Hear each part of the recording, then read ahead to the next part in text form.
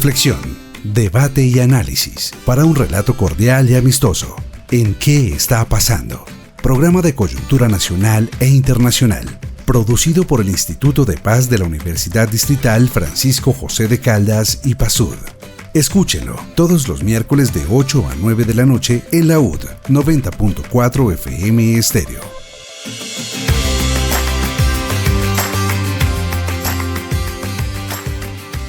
Le damos la bienvenida a todos a quienes están conectados al programa que está pasando del Instituto de Paz de la Universidad Distrital Francisco José de Caldas. Mi nombre es Sonia Díaz Granados y junto con el investigador Luis del Río los saludamos y le abrimos las puertas a este espacio de investigación, de análisis, de reflexión que se emite los miércoles de 8 a 9 de la noche por la UD 90.4 FM Estéreo, emisora de nuestra institución educativa. Le recordamos las redes sociales en X, Instagram y Facebook, estamos como @ipasud, nuestra página web ipasud.udistrital.edu.co y también nos encuentran con nuestra revista Ciudad Pasando con Z en X y también en LinkedIn. Hoy en ¿Qué está pasando? Vamos a hablar sobre la manera como ha cambiado la forma de recordar, de narrar, también como de representar la guerra, pero vamos a mostrar esas también continuidades que siguen, esa violencia que aún está latente y obviamente esos desafíos que continúan para poder llegar o construir una paz duradera.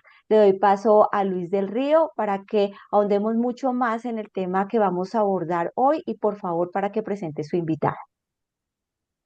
Sí, Sonia, buenas noches y buenas noches también a todas las personas que se conectan hasta ahora al programa que está pasando. Y pues te comento que pues a una década de la firma del acuerdo de paz, las memorias del conflicto en Colombia siguen siendo, digamos, un terreno en disputa y por eso en esta conversación exploramos un poco cómo han mutado los imaginarios sobre la guerra, como tú lo comentabas,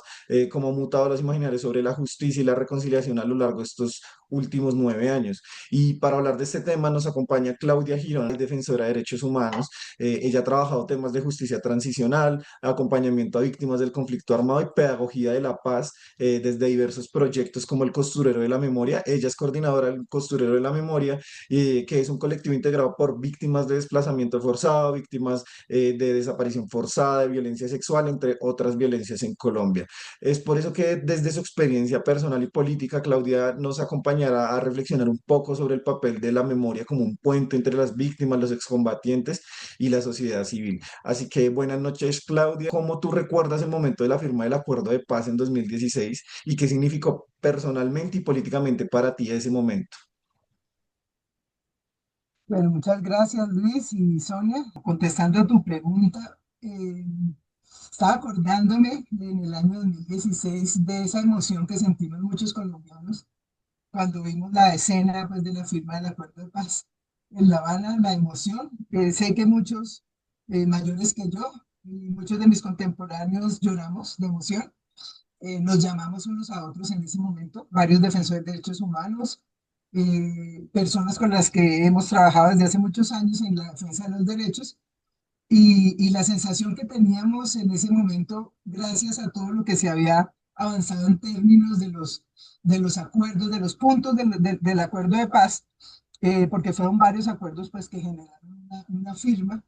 era para nosotros la sensación de una batalla que empezaba pues a ser pues una batalla en la que habíamos logrado una victoria muchos, la sociedad colombiana empezando por ahí, pero esos puntos del acuerdo eran fundamentales porque recogían la agenda de todos los anteriores procesos de paz, recogían ese sentir, pero ya plasmados claramente de cara a la sociedad con una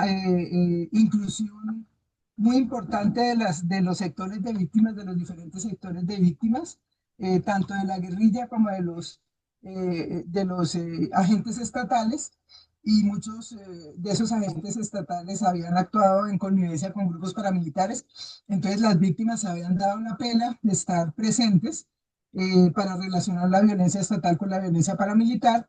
Habían tenido algunas dificultades, como siempre en este país tan fragmentado, de escuchar y de ser escuchadas por las víctimas de la guerrilla, que son las que más voz han tenido a lo largo de la historia, pero había sido también un proceso de reconocimiento mutuo del daño que genera la guerra, y había avances muy importantes y considero pues que sigue habiendo avances muy importantes en la comprensión integral de las diferentes dimensiones de lo que implicó ese acuerdo, de todo lo que tenía que ver con digamos, intentos fallidos, pero también los logros relacionados con desmovilizaciones anteriores, que explicaba muy claramente a la sociedad y a los gobiernos que la paz no es la desmovilización ni el desarme, sino la inclusión de políticas de transformación social de la sociedad. En la medida en que la violencia es estructural, la dimensión cultural de esa violencia es, digamos, lo más difícil de abordar. Se había ampliado ese marco cultural para abordar esas dinámicas que vienen desde la colonia, y eso fue tal vez lo más importante, que se ha empezado a hablar de las víctimas, se ha empezado a hablar de los enfoques diferenciales, haciendo énfasis en las violencias asociadas al género, relacionando esa dimensión extractivista de la política y del sistema del despojo y la devastación de los territorios con una postura patriarcal violenta sobre los cuerpos de las mujeres, sobre los cuerpos y los territorios, sobre los seres no humanos, sobre la naturaleza, y eso pues había sido un logro pues de muchas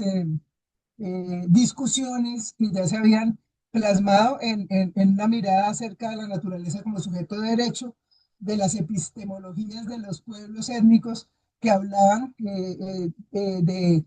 su cosmovisión, de su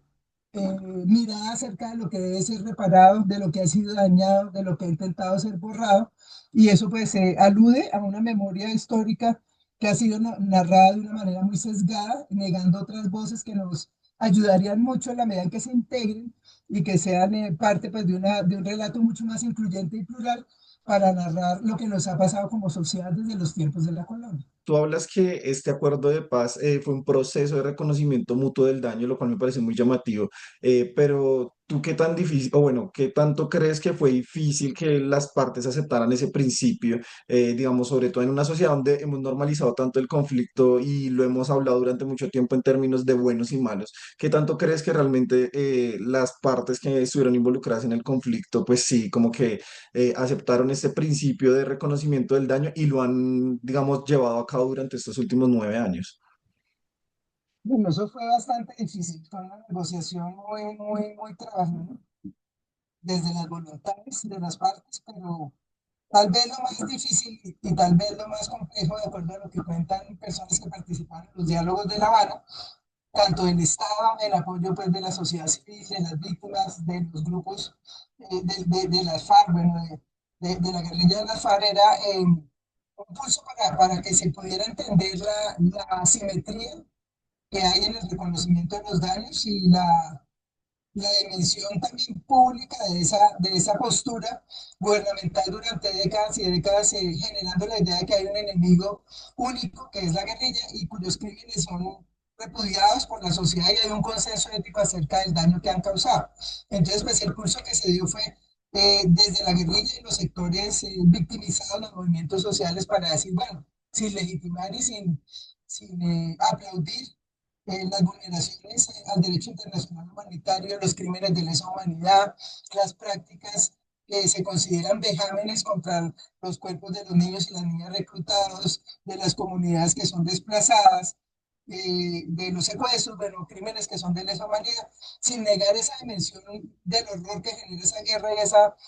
naturalización de prácticas en aras de una causa, digamos en el caso de la guerrilla. Es importante pues reconocer los intentos que ha habido a lo largo de la historia por parte de este grupo de las FARC, bueno, de esa guerrilla que era la más grande de Latinoamérica durante diferentes momentos de la historia, y de otros grupos armados insurgentes como el ELN, el EPL, bueno, otros grupos, mostrar esa asimetría brutal en la conciencia de los negociadores del Estado, que de alguna manera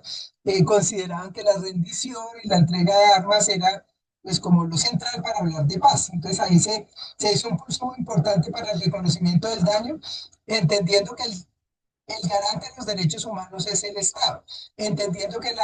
los crímenes de Estado no son equiparables a los crímenes de la guerrilla, no por razones éticas y morales, en la medida en que los crímenes y la vulneración de los de las vidas, de la dignidad de las personas afectadas por las prácticas de los actores armados legales e ilegales son similares, los daños ocurridos son similares, sino que el Estado como garante de los derechos no puede escudarse en una guerrilla que comete crímenes para cometer crímenes de lesa humanidad, para violar el derecho internacional humanitario. Esa fue la gran pelea. Digamos, el Estado siempre estaba intentando ganar el pulso sin ver digamos, los baches terribles que había en la firma de los acuerdos anteriores con la práctica, el asesinato de las personas que se desmovilizaron y quisieron seguir siendo parte de una oposición política ya desde la legalidad, la ausencia de garantías totales para que hubiera pues posibilidades de participación política, tanto de las personas que se reinsertaron al orden social, sino pues más bien el cuestionamiento de ese orden social, qué tipo de orden social es aquel donde se asume que la paz es la pacificación, es decir, que se entreguen las armas y que todo siga igual. Esa gran pelea en torno pues, a los puntos de la reforma agraria, bueno, los 5 puntos del acuerdo fue, pues esta es muy profunda, fue, digamos, un análisis también riguroso de las fallas que ha habido en los procesos anteriores y también digamos, los triunfos, lo que implicó, por ejemplo, la Constitución del 91, la inserción del M-19, bueno, a pesar del drama del asesinato de Carlos Pizarro León Gómez y de otras personas, esos pulsos tan difíciles, el evento del año 1985 la toma del palacio, la retoma del palacio, y bueno, ese tipo de cosas fueron parte de esa discusión, esa historia, posicionar esa historia en todos los diálogos para hablar de la garantía de participación política, lo que es transversal, que es la lucha por la reforma agraria, que sigue siendo pues en este momento una de las banderas más importantes. En el gobierno actual ha sido algo muy emocionante ver cómo la ley 1448 del 2011, llamada Ley de Víctimas y Restitución de Tierras, empieza, digamos, gracias a muchas de esas discusiones que hubo y a las luchas que han seguido pues ahí vigentes a partir de la firma del acuerdo en 2016, a plasmarse en el reconocimiento de los derechos del campesinado a tener tierras para producir, para tener una vida digna, y eso pues fue fundamental. Digamos, el punto del fin del conflicto, eso fue uno de los puntos más discutidos en la medida que pues, el conflicto no se puede acabar, hablando pues, de conflicto violento, no se puede acabar pues, simplemente firmando un acuerdo entre un gobierno y un grupo armado cuando hay otros grupos armados, cuando hay dinámicas de economías ilegales que tienen que ver con el tipo de economía que ha manejado un Estado que excluye la posibilidad de generar otro tipo de, de, de propuestas económicas que ayuden a que los territorios rurales emerjan como posibilidad para el campesinado, para la gente que habita en las zonas rurales, porque mucha gente pues decidió irse para las zonas rurales también. Eso ha sido pues un intercambio interesante, mucha migración de población joven hacia las ciudades, pero también migración de población ciudadana, no diría pues en gran escala, pero muchas apuestas para empezar a pensar en otro tipo de ecosistemas, ecosistemas de la esperanza, ecosistemas con garantías para vivir de la tierra. Y bueno, hay una cantidad de cosas que influyeron en que ese tema de la tierra pues tocara todos los puntos para hablar de paz, hablar no se habla en ese momento de paz total, pero fue pues como una primera puntada para hablar de paz regional, de ver esas dinámicas regionales particulares, esas brechas inmensas entre las grandes ciudades que hay en Colombia y todas las apuestas centralizadas que hay en Colombia que excluyen la posibilidad de la vida digna en otros lugares y hablar de una dimensión estructural y se tocó la dimensión cultural, la dimensión emocional, porque muchas de esos acuerdos estaban acompañados con todo lo que empezó a implementarse a través de la Comisión de la Verdad, la Justicia Especial para la Paz, la fuerza pues que tuvimos que hacer desde muchos sectores para que la unidad de víctimas de personas dadas por desaparecidas tuviera recursos. Bueno, ahí empezó pues como a fortalecerse lo que se llama pues esa institucionalidad transicional y pensar la transición como una posibilidad de avanzar teniendo en cuenta que la verdad no basta, la verdad es importante, el reconocimiento de los daños y por parte de los involucrados es importante, pero también que la sociedad empiece a entender la dimensión colectiva de ese daño, la dimensión que toca en todas las esferas públicas y privadas de la subjetividad política de un país fragmentado, polarizado, históricamente pensado para excluirnos desde el lenguaje, desde lo simbólico, pero también pues desde la ausencia de garantías para la vida digna de las grandes mayorías. Entonces, por eso fue tan emocionante para nosotros ver que empezaba ya pues como a hacerse real, a verse plasmado en esos 5 acuerdos, una cantidad de luchas pues que se han ido enriqueciendo después de la firma del acuerdo y nos han hecho reflexionar acerca de la dificultad en términos culturales, socioemocionales, antropológicos, psicosociales de nuestra sociedad para entender el fin del conflicto relacionado con lo violento, no el fin del conflicto relacionado con la diferencia, porque la diferencia pues es parte de la vida humana. Nosotros en Colombia estamos tan marcados por la idea de relacionar el conflicto con la violencia que la gente prefiere evitar el conflicto, como si el conflicto fuera evitable, cuando hay cosas pues que tienen que ser discutidas y tienen que ser resueltas, no simplemente basta constatar en términos, por ejemplo, de verdad, constatar lo que está pasando, sino hacer algo con respecto a eso que se ha constatado, como el horror, como lo que no puede seguir pasando, y por eso tan importante fue empezar a articular la verdad con las garantías de no repetición, los procesos de reconocimiento de la verdad, del daño, con los procesos de reconciliación, la posibilidad de conciliar con los otros que ni siquiera nos cabían en la cabeza ni en el corazón, para poder, digamos, hablar de reconciliación con nuestras propias, eh, digamos, posibilidades de ser mucho más allá de lo que pensamos que somos. Es decir, el hecho de dejar entrar la otredad que habíamos construido frente al otro, empezar a hablar de alteridades, de interlocuciones, de validez del interlocutor de una manera pues como mucho más potente, pues eso fue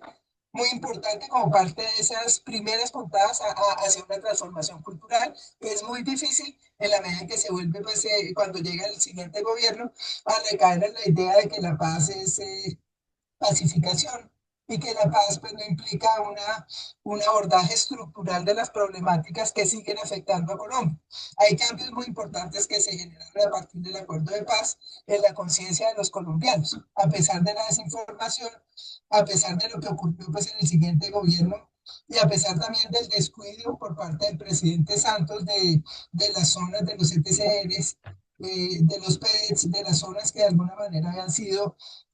consideradas pues como lugares importantes para que hubiera desmovilizaciones masivas, hubiera asentamientos de los grupos de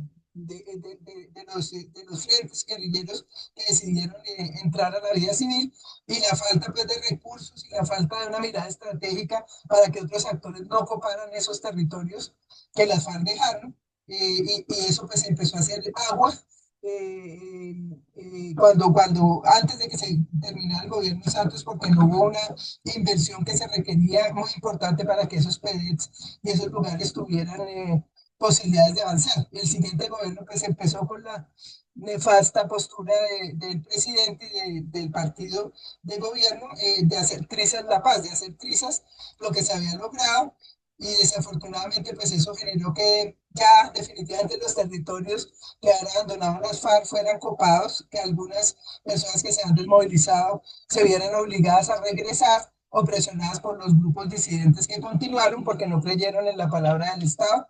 Y parte, pues, como de esa falta de credibilidad del Estado, pues tuvo que ver con cosas concretas que pasaron, que evidenciaron una falta de voluntad, a pesar del apoyo de la comunidad internacional, a pesar pues, de la fuerza que se hizo para que hubiera garantías para la participación política en la vida civil pues, de estas personas. Y bueno, hay muchas cosas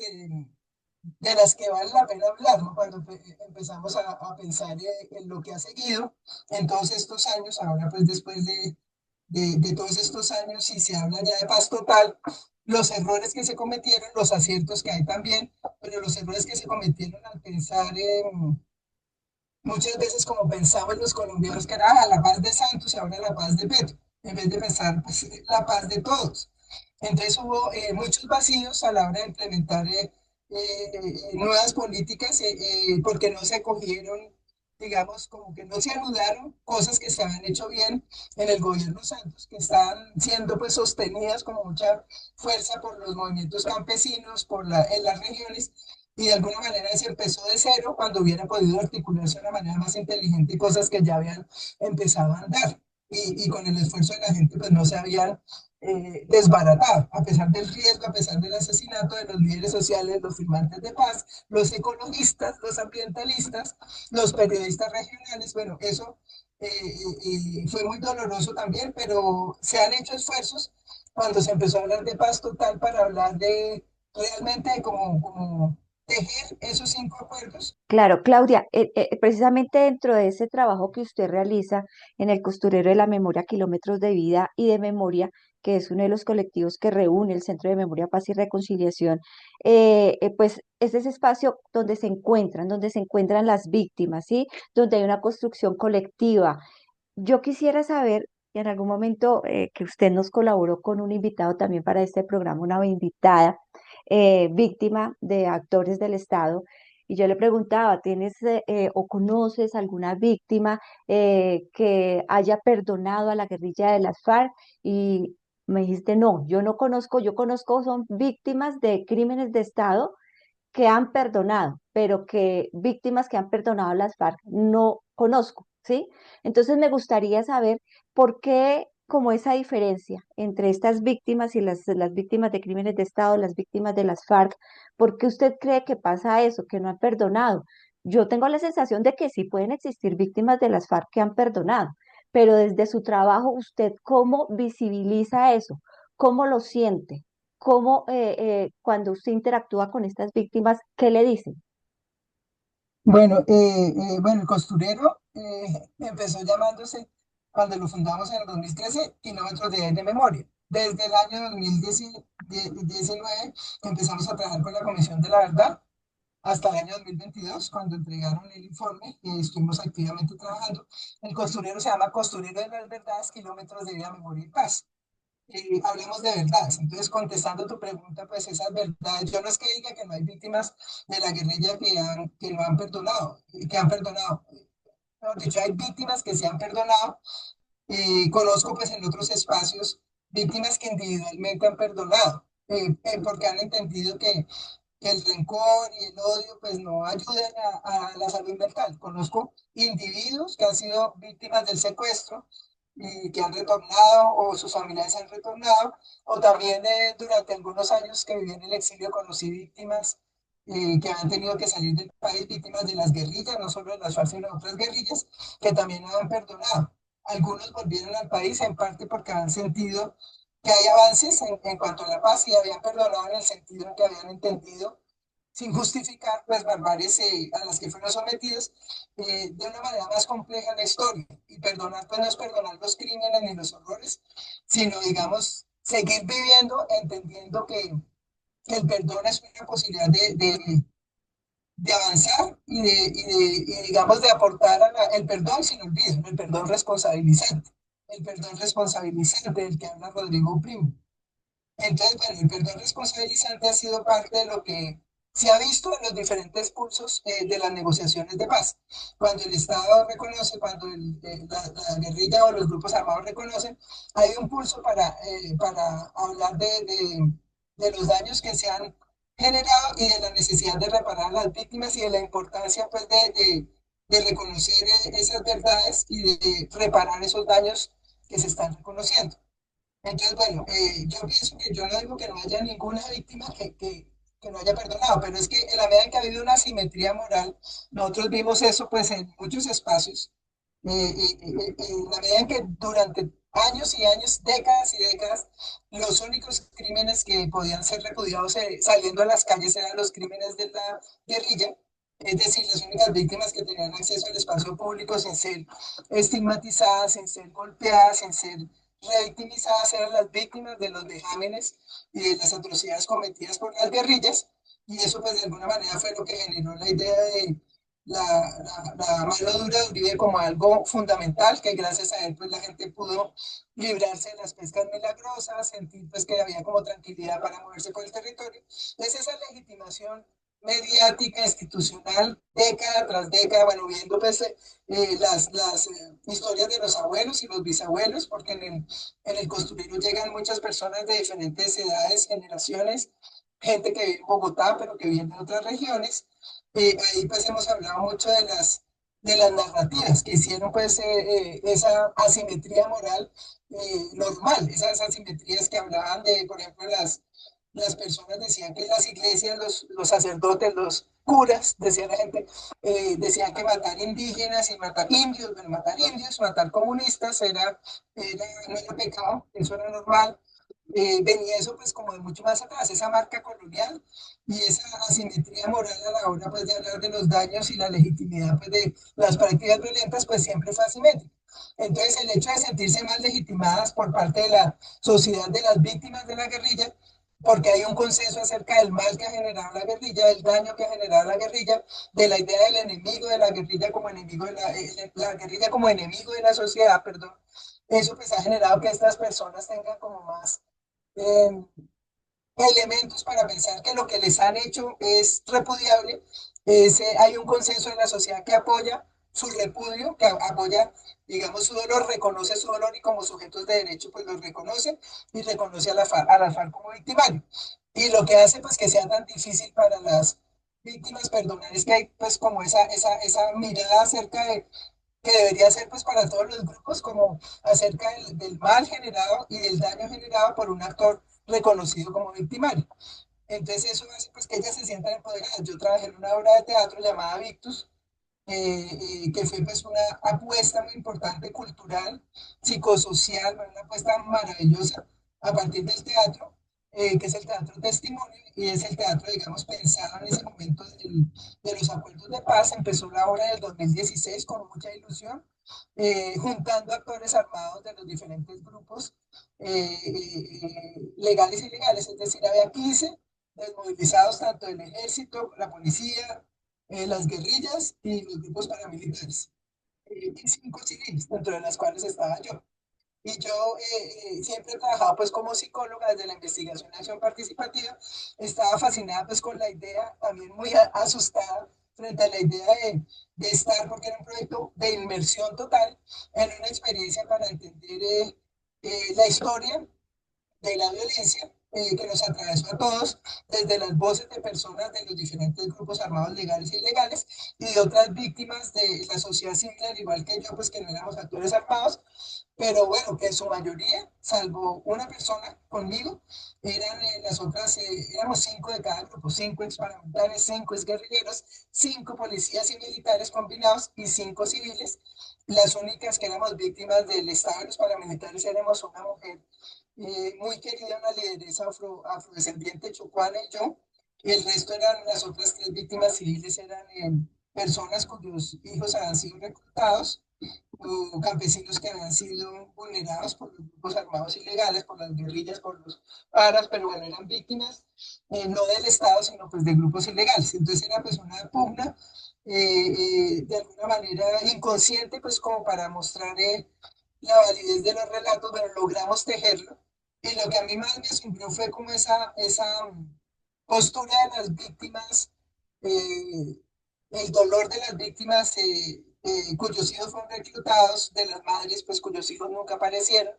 el dolor de las personas que fueron desplazadas de sus tierras por esas dinámicas o las amenazas pues de que sus hijos iban a ser reclutados o ellos mismos, la monstruosidad pues de esa guerra, desde ese lugar de fragilidad de la vida campesina, las dinámicas de la siembra de la coca, del trabajo sobre la coca, de la cocaína, bueno, todo ese tema de los raspachines, toda esa dinámica brutal de la guerra relacionada con el narco, eso que no, pues no, por lo menos a mí no me tocó porque estaba en la ciudad, no me tocó directamente, pero sí tocó a todos mis otros compañeros y pues para mí fue muy impactante ver lo interiorizado que tenía la mayoría, pues la idea de que el criminal era el actor armado guerrillero, sobre todo porque era como una especie de consenso. Era, digamos, una mirada muy socialmente muy normalizada. Entonces los periodistas siempre llegaban a entrevistar a las muchachas que han sido reclutadas por las FARC. casi nunca entrevistaban a las muchachas que han sido reclutadas por los paramilitares, a las mujeres. A mí nunca me entrevistaron, nunca, digamos, porque yo era la única víctima que hablaba de los crímenes de Estado, de lo que significa ser siendo citadina, uniandina, digamos, una persona pues que no está en la guerra, sino que era defensora de derechos humanos. El hecho, digamos, de ser un estigmatizado, amenazado de muerte por trabajar en el ámbito de los derechos humanos. Yo trabajé muchos años en la Fundación Manuel Cepeda Vargas, visibilizando el genocidio de la UP, pero también visibilizando la violencia sistemática contra diferentes colectividades en razón pues, de la etnia, de la sexualidad, bueno, de la población LGTB, de la cual no se hablaba, de la mal llamada limpieza social, pero yo trabajé visibilizando la lógica cultural, la dimensión psicosocial, digamos, del trauma colectivo en una sociedad que normaliza la violencia y que niega la violencia de Estado, que de alguna manera justifica la violencia, estigmatizando a quienes denuncian esa violencia, como si fueran también parte de lo que se ha considerado el enemigo. Entonces esa asimetría pues es lo que hace que haya víctimas que sienten que su voz es reconocida por un consenso social y que las otras pues son gente por algo le habría pasado, gente sospechosa, gente de alguna manera culpable, y ese pulso pues lo hemos tratado de dar desde diferentes lugares y en este momento pues ya hay una mirada mucho más inteligente, mucho más equilibrada, no diría todavía simétrica, acerca pues, de los daños generados por el Estado y los grupos armados como algo que debe ser repudiado por la sociedad en su conjunto. Todavía hay mucha ambigüedad. Y en este gobierno pues se ha visto a través de los medios, sobre todo digamos, ha emergido como una especie de normalización de decir que a la izquierda hay que destriparla, hay que ilegalizarla, hay que asesinarla, digamos eso como que se ha destapado, pero ya pues por lo menos hay una mirada que dice, bueno, ¿cómo así que están diciendo esto? Gente que no es de izquierda ya está diciendo, esto no puede ser, aunque yo no sea de izquierda, pues no está tan normal, pero mucha gente pues se alinea, se pone, digamos, como en la misma lógica, porque eso ha sido lo normal, el exterminio de la izquierda. Asumir también que ser de izquierda es defender los derechos. Asumir que usted si defiende los derechos es de izquierda, y eso, digamos, ha hecho que la sociedad sea bipolar, bipolar en el sentido, digamos, patológico de la palabra. Porque pues es importante que haya polaridades, que haya diferencias, eso es parte de la vida, de la conflictividad, pero esa mirada pues como en blanco y negro, o usted o yo, izquierda versus derecha, pensando que izquierda pues tiene que ir por la defensa de algo que deberíamos defender todos, que son los derechos que están en la Constitución, que son pues lo que hace que la sociedad sea posible, desde la diversidad que somos, que la sociedad de la convivencia sea posible, es pues como la lucha que hemos dado. Entonces por eso yo digo, en el costurero nosotros empezamos en el 2013, después de un trabajo de campo muy largo, desde digamos, yo volví del exilio en el año 2004, empecé a trabajar en la Javeriana desde el año 2004 en la Facultad de Psicología, pero paralelamente pues yo tenía un trabajo de campo y empezamos más o menos en el 2008 a hacer un trabajo con las víctimas de los mal llamados falsos positivos y también trabajo en territorio con víctimas, familiares de desaparecidos, desplazados. Promovimos mucho pues, la fortaleza de la ley 1448 del 2011 posteriormente, pero también tuvimos que ver como movimientos sociales en cuestionar la ley 975 de 2005, la mal llamada ley de justicia y paz, que también tuvo ventajas gracias al trabajo pues, de la lucha por la verdad y digamos gracias a muchas cosas que ayudaron a darle cuerpo y carne y digamos sentido a una ley que se pensó pues como para hablar de verdades a medias y pues bueno, nosotros hemos tejido otro tipo de relatos que ayudaron a darle contundencia pues al sentido de hablar de la verdad como algo reparador y entonces, bueno, ese trabajo de campo en lugares donde había mucho miedo, mucho silencio, por el Plan Colombia, por la militarización del territorio, por la aspersión de glifosato en los cultivos de Pancoger, por la dificultad del retorno de las víctimas a las tierras que estaban copadas por los victimarios, por una cantidad de problemáticas pues nos llevaron a nosotros a pensar, bueno, ya que estamos hablando de esa asimetría, porque se está hablando de los falsos positivos, la sociedad como que está estupefacta frente a ese horror de haber matado agentes del Estado que han matado personas civiles para mostrarlas como bajas en combate y hay como un repudio frente a eso, pues como que tratemos de entender por qué solamente se repudia de una manera, pues como sin pensarlo desde el corazón, la muerte de esas personas que eran inocentes, cómo se ha Mm, construido la noción de los culpables y los inocentes, es decir, de las víctimas que merecían lo que les pasó y las víctimas que no merecen lo que les pasó. ¿Cómo hacemos para tejer algo que nos ayude pues a entender que ninguna muerte de ningún ser humano por parte de ningún actor armado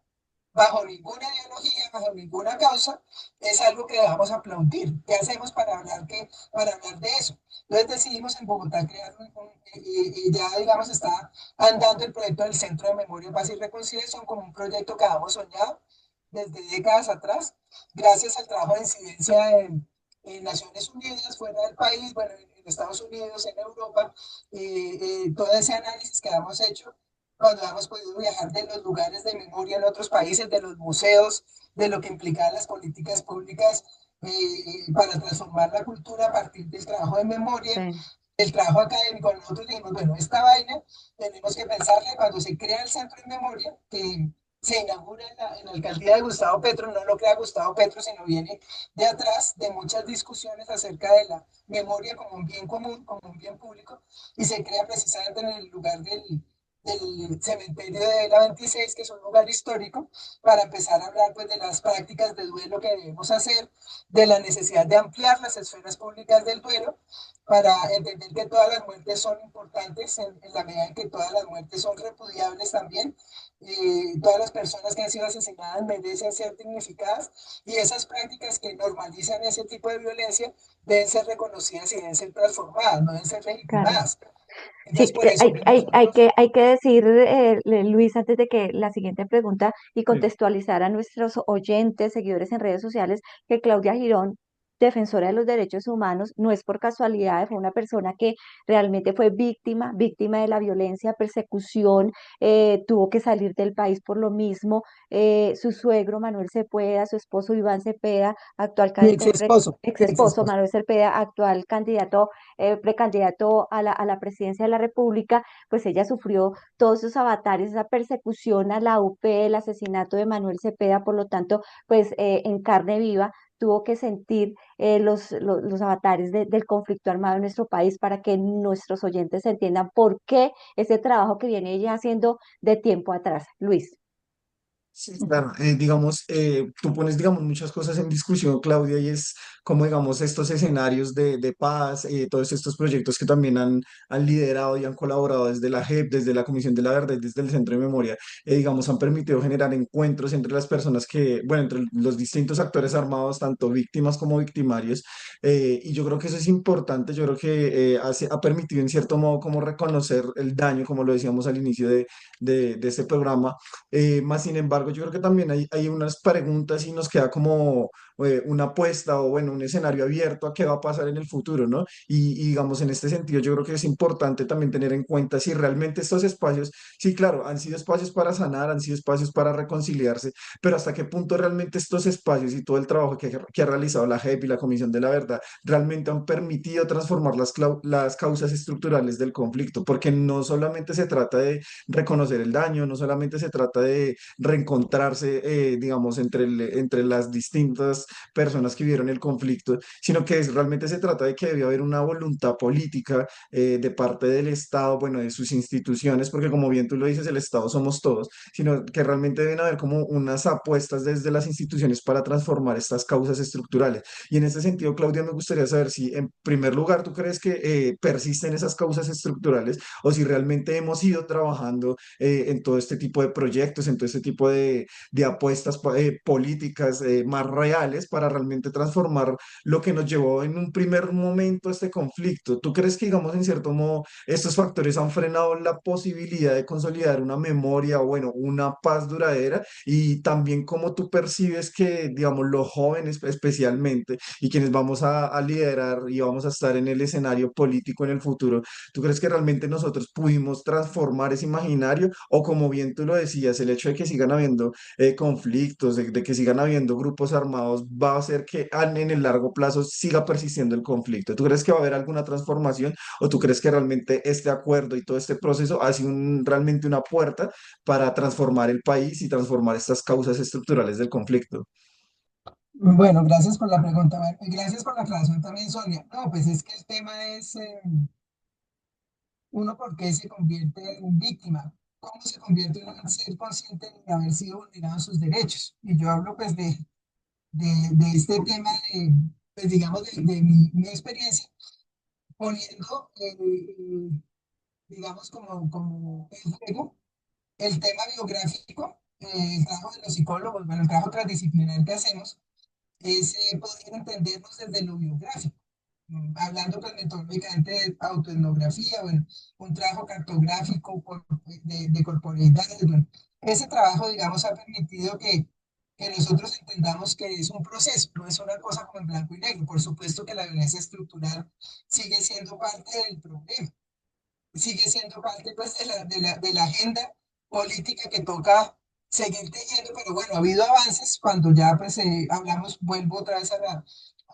2016, de esos puntos que recogieron todos los acuerdos anteriores, todos los intentos, las agendas de paz anteriores, y que en este gobierno pues ha habido mucha complejidad, pero han empezado a implementarse algunas de las cosas con mucha dificultad en medio de dinámicas de violencia estructural que permanecen y que ahora hay una pugna pues mucho más fuerte porque hay muchas más voces contrarrestando esa normalización de la violencia estructural. Hay avances en términos de la ley 1448 del 2011, la ley de tierras, hay avances relacionados con el punto del acuerdo también de la reforma agraria. Hay avances impresionantes en términos de la inclusión de diferentes actores sociales en la política, en el mundo de lo político, en el mundo de la gestión de los recursos públicos, de la conciencia acerca de la gobernabilidad, de la gobernanza, de los vacíos que hay. Bueno, hay cosas muy importantes. Entonces, hablando del costurero, el costurero es una metáfora de remendar lo social. Y remendar lo social implica entender esa herida colectiva, esa dimensión del daño como algo que nos compete a todos. Que nos compete a todos. Hay personas mucho más vulneradas que otras de manera directa. Pero en una sociedad donde se vulneran los derechos humanos, donde se asume pues esa visión patriarcal en el marco pues de las prácticas de devastación, de extractivismo, de desplazamiento forzado, de contaminación, bueno, eso pues acaba con los ecosistemas vitales y con maneras de ser y de ver el mundo.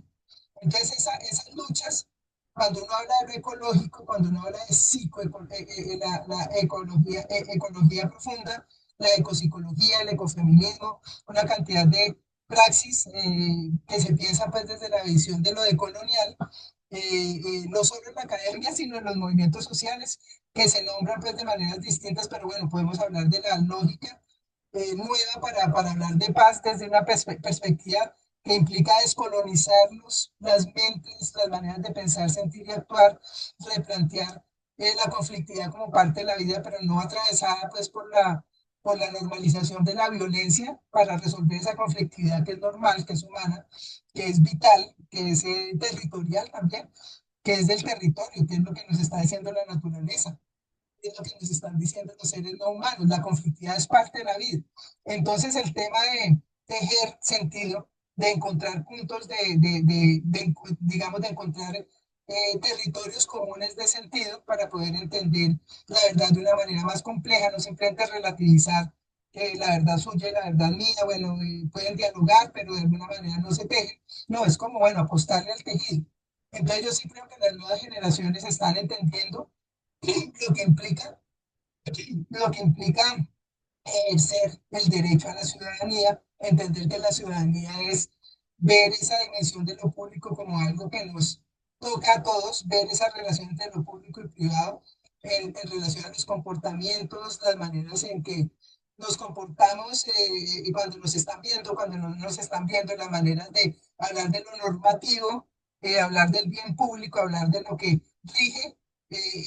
la convivencia, lo que podemos hacer y establecer como pactos en los espacios, en los territorios donde estamos, con otros, donde también devenimos otros cuando dejamos entrar pues, lo que el otro trae, cuando tejemos sentido. Entonces, para nosotros es súper importante ver que ha habido avances. El acuerdo de paz fue fundamental, a pesar de las dificultades que ha tenido desde la firma del acuerdo del 2016, el plebiscito, digamos, que implica culturalmente, pues es bastante diciente el tema de las personas que votaron no al plebiscito por cuestiones relacionadas con el género, por los prejuicios,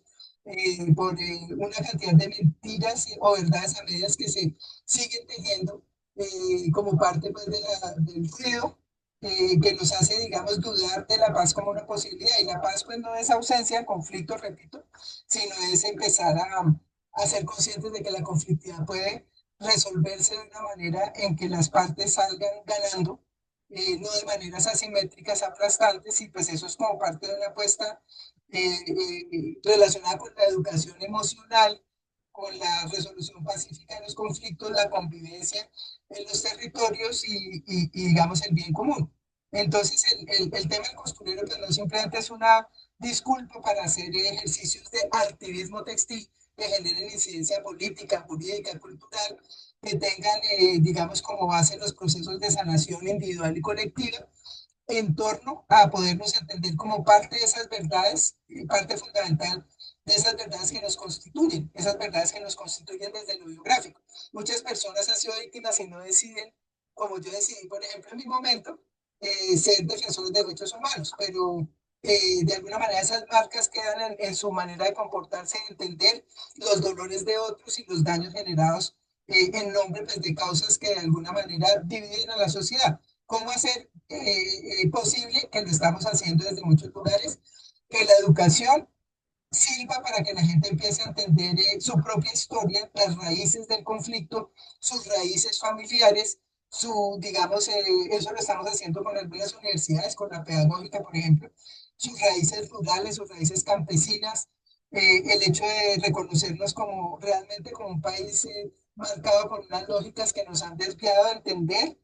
quiénes somos, el hecho de hablar con desprecio de nuestras raíces, de los pueblos originarios, de la población afrodescendiente, RUM, de quiénes somos realmente, el tema de reconocer esa riqueza, esa diversidad que constituye la posibilidad de transformar la sociedad, esa riqueza en las maneras de resolver conflictos, en la palabra, en el silencio, en el respeto. Digamos, a las verdades de otros que también constituyen algo que nos interpela, ¿no? Entonces, por eso es tan importante no ver como en blanco y negro. Por supuesto que hay violencia estructural, pero ya hay un reconocimiento más amplio de esa relación entre la violencia estructural, la dimensión subjetiva de esa violencia, es decir, la dimensión cultural, socioantropológica, psicosocial, que nos hace pensar que es normal pues comportarnos como nos comportamos. En la medida que haya conciencia de eso, pues podemos hablar de garantías de no repetición. Cuando ya, digamos, nos atraviesa en la conciencia la idea de que hay cosas que no pueden volver a pasar, ni a nosotros ni a otros, que no son tan otros porque no son tan ajenos, cuando podemos hablar de la transición entre la otredad negativa, que es el otro, eso lo hacemos en el costurero, ese otro ajeno, extraño, sospechoso, que vemos desde el prejuicio, cuando ese otro construido socialmente para nosotros como una persona muy distinta a nosotros, empieza a ser un interlocutor a partir de esos encuentros intergeneracionales, intersectoriales, interculturales, y empieza pues a generarse un trabajo de interlocución, de alteridad, donde el otro también me muestra cosas de mí mismo, y de eso, digamos, cuando se empiezan a tejerse acciones concretas, a planearse acciones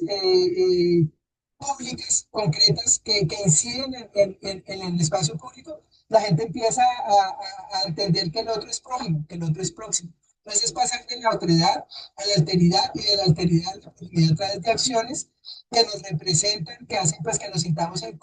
incluidos en la construcción del sentido de lo público, ampliando las esferas públicas del duelo, es decir, mostrando que todas las vidas son sagradas y que es importante poder hablar de esa fragmentación de las esferas públicas del duelo, donde solo se llora a unos muertos, se niega, digamos, la dignidad de otros. Y por eso fue tan importante para nosotros hacer énfasis al principio en las víctimas de los falsos positivos. Mafapo fue parte, antes de ser Mafapo, del costurero. En el costurero también había víctimas de desaparición forzada, de violencia sexual, de desplazamiento forzado, de reclutamiento forzado. Entonces ahí hubo pues como una juntanza, no a propósito, porque pues la idea no era forzar pues la relación de reconocimiento entre esos sectores, porque eran personas muy distintas, víctimas de la guerrilla también, y ahí se logró pues empezar a tejer desde la perspectiva sociohistórica, antropológica, literaria, una aproximación a qué nos había pasado a cada uno y a plasmar eso en telas. Y eso, digamos, implicó pues un trabajo de coser, de remendar esos agujeros negros de la memoria que nos impedían reconocer a nosotros como sujetos de derecho, como semejantes, como personas dignas, al igual que nosotros. Entonces eso fue pues un caso. Y nosotros lo que veíamos era que todas las universidades, porque desde el principio el costurero está ligado al trabajo académico, de formación, de acompañamiento, de personas que hacen tesis, pasantías, prácticas, voluntariados. Todas las universidades estaban enfocadas al principio en visibilizar el tema de las madres de los falsos positivos como personas inocentes. En la medida que nosotros logramos ver que era muy contrastante esa visión de, uy, estas víctimas sí eran inocentes, no eran guerrilleras, con víctimas de la UP, sobrevivientes de la UP, víctimas de violencia sexual, era bueno, es normal pensar que alguien por ser de un partido político merecía morir. Digamos, esas personas no eran inocentes. ¿Cómo se ha construido esa idea de que el otro, por ser de izquierda, por ser homosexual, por ser diferente, por ser afro, por ser pobre, es víctima y es normal, es como alguien digno de ser sacrificado? Porque digamos hay esa lógica que hace que uno diga, estos que no eran guerrilleros o que fueron víctimas de los guerrilleros, sí merecen pues como nuestra empatía y los otros pues por algo sería. Entonces nosotros ahí empezamos a tejer sentido para entender qué quiere decir vulnerar los derechos humanos, por qué todos somos sujetos de derecho, cómo es el tema de la relación con el Estado, digamos, conformado por seres humanos que se equivocan, cómo logramos para, digamos, entender que la ciudadanía se crea cuando la gente es consciente de lo público, del sentido de lo público, y por eso pues el tema no es dividir, no es negar, digamos, la diferencia, pero tampoco es como dividir entre nosotros y ellos, sino crear un nosotros plural, un relato que nos incluya a todos, un relato que nos permita entender desde los diferentes lugares de enunciación nuevas maneras de dialogar que no nos dejen a nosotros estáticos en un lugar de enunciación donde no nos podemos mover. El hecho Claro. de moverse y conmoverse por el otro implica devenir un ciudadano, digamos, mucho más implicado en lo público y entendiendo al otro como un prójimo, como un semejante. Sí, claro. Claudia, bueno, se nos acabó el tiempo, entonces pues quedan muchas cosas, digamos, como ahí un poco en el tintero, quedan muchísimos temas ahí por hablar. Digamos que esta conversación es una reflexión muy profunda sobre la paz como un proceso vivo, más allá de la firma de un acuerdo, y que no se reduce pues al silencio de las armas. Implica todo este tema de reconocimiento de años, de asumir responsabilidades y transformar estructuras históricas que han sostenido la desigualdad y la violencia, pues desde tiempos coloniales prácticamente. Yo creo que, digamos, el Estado en este sentido tiene que ser un tejedor de reconciliación y tiene que presentarse como un escenario para reconstruir ese tema. Así que bueno, Claudia, te agradecemos muchísimo por tu tiempo, muchísimo por todo esto que nos comentaste. Creo que nos enriquece mucho para nosotros, para las personas que escuchan ese programa y para el Estado, para la sociedad civil. Digamos, escuchar también esto también de parte de una persona que ha trabajado durante tanto tiempo por los derechos humanos y que también fue víctima del conflicto. Así que muchísimas gracias, Claudia, por habernos acompañado y por tu tiempo. Una sola cosa, pues aquí el Estado somos nosotros. En este gobierno que estamos viendo, a pesar de los tropezones y de las dificultades para entender pues esa responsabilidad, pero ahí vamos y tenemos una invitación en la que está también participando la Universidad Distrital, el IPASUD, concretamente, para el 27 de noviembre. Vamos a hacer un encuentro simbólico promovido por el Centro de Memoria, Paz y Reconciliación, el Costurero de las Verdades, y nosotros se llama Memoria y Paz, el IPASUD, el IPASDE, que es el Instituto de Paz y Desarrollo de la Universidad Santo Tomás, la Red Universitaria por la Paz Gabriel Izquierdo, Red Unipaz, una red de colegios que ha trabajado con el tema de la JEP, y la Comisión de la Verdad a través de la apropiación de la comunidad educativa de las marcas que ha dejado la violencia